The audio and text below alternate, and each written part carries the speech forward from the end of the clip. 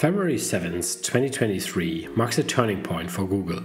On that day, Microsoft had presented how they plan to integrate OpenAI's ChatGPT into Bing, Microsoft's search engine, and the Edge browser.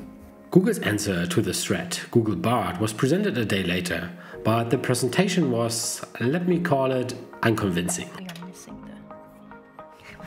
A day later, Alphabet, Google's parent company, had lost $100 billion in value. Was this just an overreaction by the stock market, or had something changed fundamentally? However, the topic had sparked my curiosity, and I started to research a lot. Could AI be the kryptonite to Google's seemingly unbreakable business model? In this video, we will cover the following questions. Did Microsoft really unveil a Google killer? How did Google get into this situation in the first place? How will Google respond, and what odds do they have to successfully fight back? And will search, Google's core business, survive or disappear? Please note, this video is not at all financial advice on whether to buy or sell Alphabet or Microsoft stock. So make yourself a cup of tea, close the blinds, put on your comfiest yoga pants, and look forward to the story of one of the most exciting developments in the tech world in the last 20 years. The profitable business of Google Search. Microsoft announced on January 27, 2023 that they will invest another $10 billion in OpenAI. OpenAI was originally founded as a non-profit in 2015, but then became a for-profit company in 2019 with the argument to continue attracting top talent and investment. Microsoft has been emerging as the key financial partner to OpenAI in recent years, and Microsoft CEO Satya Nadella makes no secret of why he's doing so. The most profitable large software business is search. Microsoft has announced plans to integrate AI features into all of its Office products. OpenAI has just released its latest version of the language model GPT-4. They have also recently launched plugins, becoming more and more the leading platform for AI. This development increases the pressure on Google even more. For 20 years, Google core business was considered a safe fortress. Google has a global market share of 85% in the search market, and it further cemented its market position by spreading Google Chrome as a dominant browser. This led Google's parent company Alphabet to view the search business as its cash cow. Search is responsible for nearly 60% of Alphabet's total revenue, and this is cross-subsidizing most of its other bets. Whether it was Google+, Project Loon, or Google Glass, Alphabet has tested many ideas over the past 20 years, but most of them failed. Google Search remains Google's most lucrative business to this day, and this business is suddenly being threatened.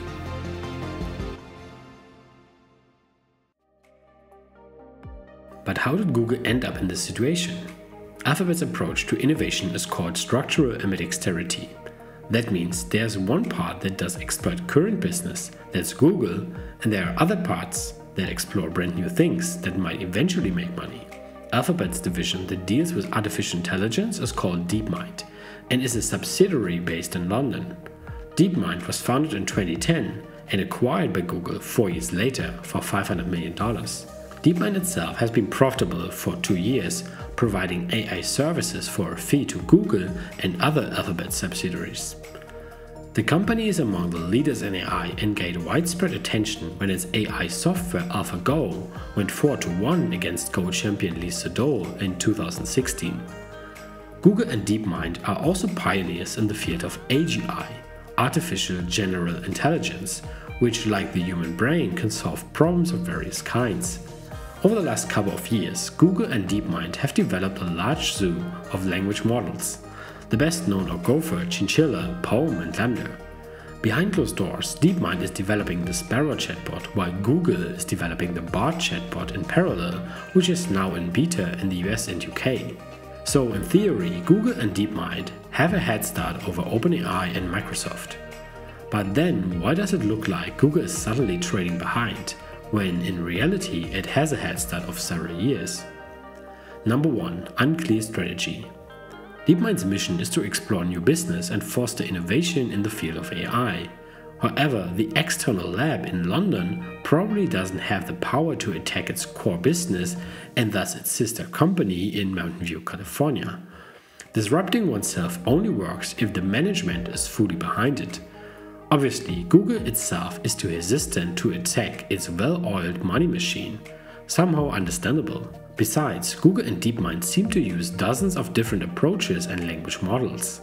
Investing much in R&D has never been a guarantee for innovation success. For example, in 2006, Nokia had a much higher R&D budget than Apple in the same period. But Nokia was lost with various mobile operating systems and dozens of smartphone models. Apple, on the other hand, focused on the iPhone, and the rest is history. An unclear strategy can never be compensated by higher R&D expenses. I don't know if Google's AI strategy is really flawed. This is just speculation, as I can't see behind the curtain at Google and DeepMind, but their public appearances give you that feeling. Number 2. Caution. Google is cautious, and for several reasons. One is reputation. Google can only afford to roll out new AI features if they work really well. ChatGPT has so far sold itself as a beta version to play around with. It should be mentioned that Google had developed a chatbot years ago that probably had similar functionality to ChatGPT, but never released it to the public because of safety concerns. And less than a year ago, Demis Hassabis, DeepMind's CEO, said there are still many questions to be answered before large language models can be unleashed to the public. Eventually, it may have its own agency, so it could be good or bad in of itself. So I think these questions have to be approached very carefully, using the scientific method, I would say, in terms of hypothesis generation, careful control testing, not live A/B testing out in the world. Because with powerful technologies like AI, if something goes wrong, it may cause a lot of harm before you can fix it. Google engineer Blake Lemoine caused a stir last year for claiming that Google's AI is sentient. In the interview, he made clear how difficult it must be for Google's top management to manage the tension at Google between being cautious and the economic constraints. Google is a corporate system that exists in the larger American corporate system. Sundar Pichai cares. Jeff Dean cares. All of the individual people at Google care. It's the systemic processes that are protecting business interests over human concerns that create this pervasive environment of irresponsible technology development. Number 3. Integrating AI risks Google's business model. This might seem counterintuitive, but it's probably the most difficult challenge for Google. Google realized that integrating AI into its existing business model could be very costly. According to John Hennessy from Alphabet, search utilizing AI might potentially cost Google 10 times more than typical search query. It should be noted, however, that OpenAI, for example, managed to reduce its cost per query by 90% between December last year and March. Nevertheless, even with AI costs falling, there are still additional costs per search query that need to be compensated. Since February 2023, a premium version of ChatGPT is available to fund those costs. The premium version costs $20 a month. It is unlikely that Google will stop offering its search service for free overnight and instead move to a freemium model. But perhaps it will become necessary at some point to develop a premium service. This would be Google's most significant change of its business model since it integrated Google Ads 22 years ago. This brings us to the next question. Does Google still stand a chance against Microsoft and OpenAI? In business, there are inflection points that can turn existing business models on their head. By integrating AI into all sorts of applications, including search, Google's business model is being challenged. Costs, not only in Google Search but also in Workspace, Gmail, Maps, will continue to rise as AI features will be integrated. Depending on how well Microsoft succeeds in developing new AI features, the market share of Bing and the Edge browser will grow and that of Google might dwindle in the coming months. AI integrated into search also could result in fewer searches. Google Search Vice President Pandu Nayak wrote on the official Google blog in May 2021 that complex queries with Google require too many searches. Today's search engines aren't quite sophisticated enough to enter the way an expert would. But with a new technology called Multitask Unified Model, or MUM, we're getting closer to helping you with these complex needs. So in the future, you need fewer searches to get things done. Fewer searches, however, can also mean fewer clicks for Google on ads and on websites, many of which in turn are displaying ads from Google. So what could be the consequences here? Google's operating costs will continue to rise with the inclusion of AI features, while the profitability of search might decline. And this could happen even if Microsoft doesn't gain significant market share in the search business. Considering the already difficult situation, this means possible further waves of layoffs for Google while increasing work pressure as they have to implement many projects to catch up.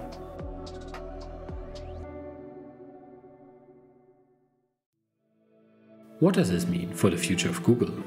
Google is facing a major transformation. The first thing they have to accept is that their sure cash cow search, that had almost not changed for the last 20 years, will change radically.